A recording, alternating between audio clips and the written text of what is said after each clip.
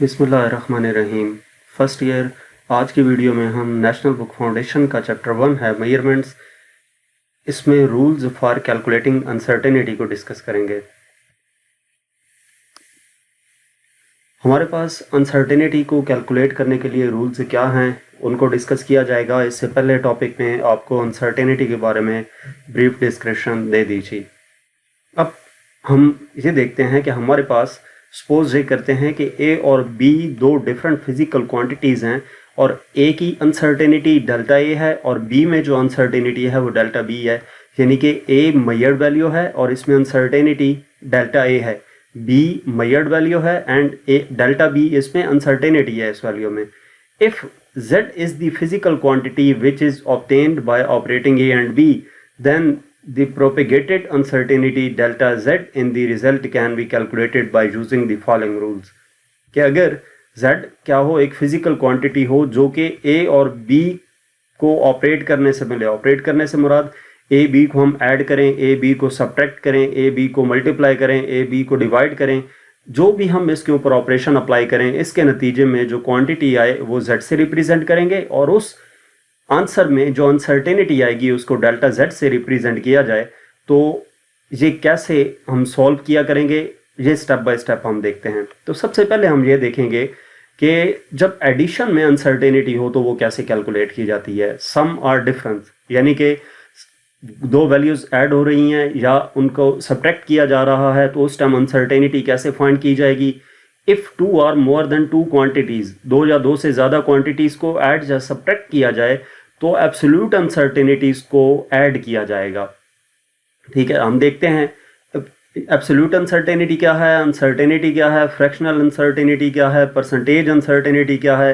ये तमाम चीज़ें जो हैं पिछले टॉपिक में डिस्कस की जा चुकी हैं। तो सम अगर वैल्यूज़ हो रही हैं, दो वैल्यूज़ हैं a और b और उनको ऐड करने से जो वैल्यू आ रही है वो z है, तो अनसर्टेनिटी हमारे पास क्या आएगी, z plus minus delta z। ये जो वैल्यू आएगी ऐड करने से और ये उसमें अनसर्टेनिटी है, इक्वल होगा a plus minus delta a, यानी कि a वाली वैल्यू और उसमें अनसर्टेनिटी प्लस b वाली वैल्यू उसमें अनसर्टेनिटी, इन दोनों को ऐड करना है सिंपली। ठीक है, ये एक हमारे पास वैल्यू है और ये दूसरी वैल्यू है, इनको ऐड करना है। ऐड करने से जो हमारे पास वैल्यू आएगी वो z plus minus delta z होगी और इसमें जो मेजर्ड वैल्यूज़ हैं a और b उनको ऐड कर लिया जाएगा, प्लस माइनस अनसर्टेनिटीज़ को ऐड कर लिया जाएगा। और इसी तरह जब डिफरेंस की बारी आ जाएगी, दोनों वैल्यूज़ को सब्ट्रैक्ट करना है, तो उस केस में जो मेजर्ड वैल्यूज़ हैं a b उनको सब्ट्रैक्ट करेंगे और जो अनसर्टेनिटीज़ हैं वो ऐड होंगी। यानी कि सम और डिफरेंस में मेजर्ड वैल्यूज़ को हमने ऐड किया a प्लस b और डिफरेंस था तो a माइनस बी किया, लेकिन अनसर्टेनिटीज दोनों केसेस में ऐड हुई हैं, एब्सोल्यूट अनसर्टेनिटीज। नेक्स्ट हमारे पास क्या है कि यही रूल्स अगर हम देखते हैं किसके लिए, मल्टीप्लिकेशन या डिवीजन के लिए, तो अगर दो या दो से ज़्यादा क्वांटिटीज़ मल्टीप्लाई या डिवाइड हो रही हों तो उनकी परसेंटेज अनसर्टेनिटीज़ को ऐड किया जाता है। एडिशन और सब्ट्रैक्शन में हमने एब्सोल्यूट अनसर्टेनिटीज़ को ऐड किया, जबकि मल्टीप्लिकेशन और डिवीजन में परसेंटेज अनसर्टेनिटीज़ को ऐड किया जाएगा। तो हम इसमें सपोज करते हैं कि दो वैल्यूज़ हैं a b मल्टीप्लाई हो रही हैं, मल्टीप्लाई होने के बाद जो रिजल्ट आएगा वो z plus minus delta z होगा, यानी कि ये वैल्यू आएगी और ये इसमें अनसर्टेनिटी होगी। तो दो values a plus minus delta a और b plus minus delta b थी। इसमें मेजर्ड वैल्यूज़ जो हैं उनको क्या करेंगे, हम जब मल्टीप्लाई करना है तो मेजर्ड वैल्यूज़ a को b से मल्टीप्लाई कर देंगे, प्लस माइनस जो इनकी अनसर्टेनिटीज़ हैं वो ऐड हो जाएंगी, परसेंटेज अनसर्टेनिटीज़। ये एब्सोल्यूट अनसर्टेनिटीज़ थी ना, पहले उनकी परसेंटेज अनसर्टेनिटीज़ कैलकुलेट करनी है, फिर वो परसेंटेज अनसर्टेनिटीज़ ऐड हो जाएंगी। और डिवीजन में भी यही होगा, मेजर्ड वैल्यूज़ को हम डिवाइड कर लेंगे a डिवाइडेड बाई b करके, और जो उसमें अनसर्टेनिटीज़ थी delta a percent plus delta b percent, जो परसेंटेज अनसर्टेनिटीज़ हैं वो हमने ऐड कर ली। अब ये a और b क्या है, आप ये सोच रहे होंगे, तो a कोई भी हमारे पास वैल्यू हो सकती है, b कोई भी वैल्यू हो सकती है। लेट्स सपोज a हमारे पास है 5 प्लस माइनस 0.2 और b है 6 प्लस माइनस 0.3। तो इनको आप सॉल्व कैसे करेंगे, वो ये मेथड है, ये जनरल इक्वेशंस बनाई गई हैं।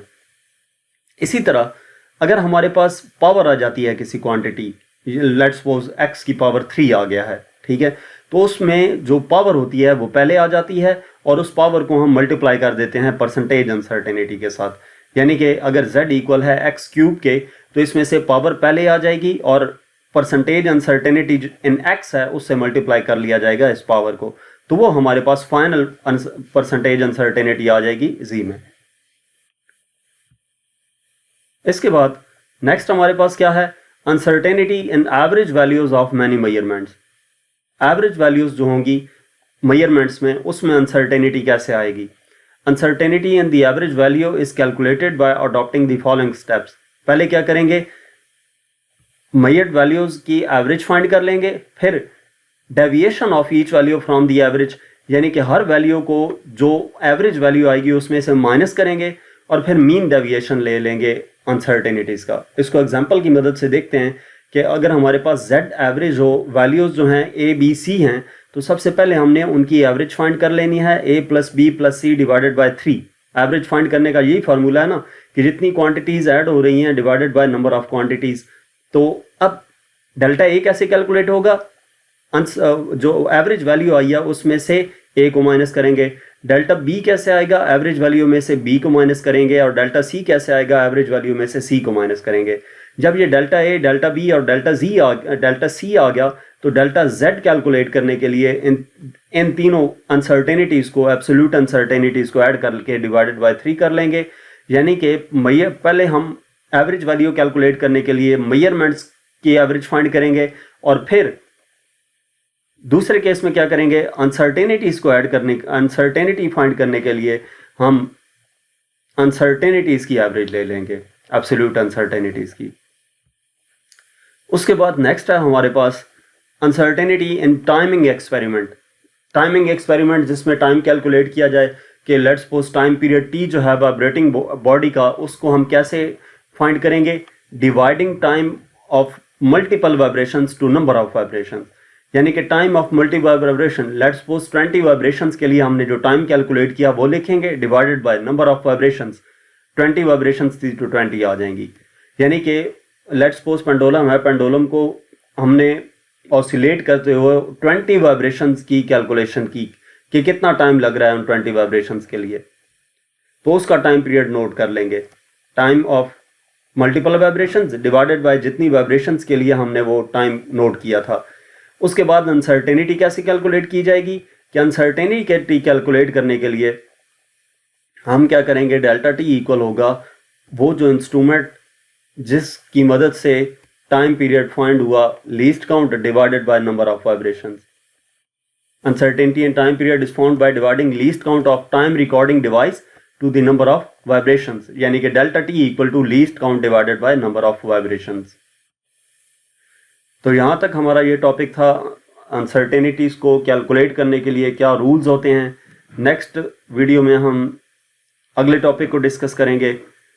मज़ीद वीडियोस के लिए हमारा चैनल सब्सक्राइब करें, और अगर आप किसी भी सब्जेक्ट की ऑनलाइन जो हम ट्यूशन पढ़ना चाहते हैं तो व्हाट्सएप पे कांटेक्ट कर सकते हैं। Thank you.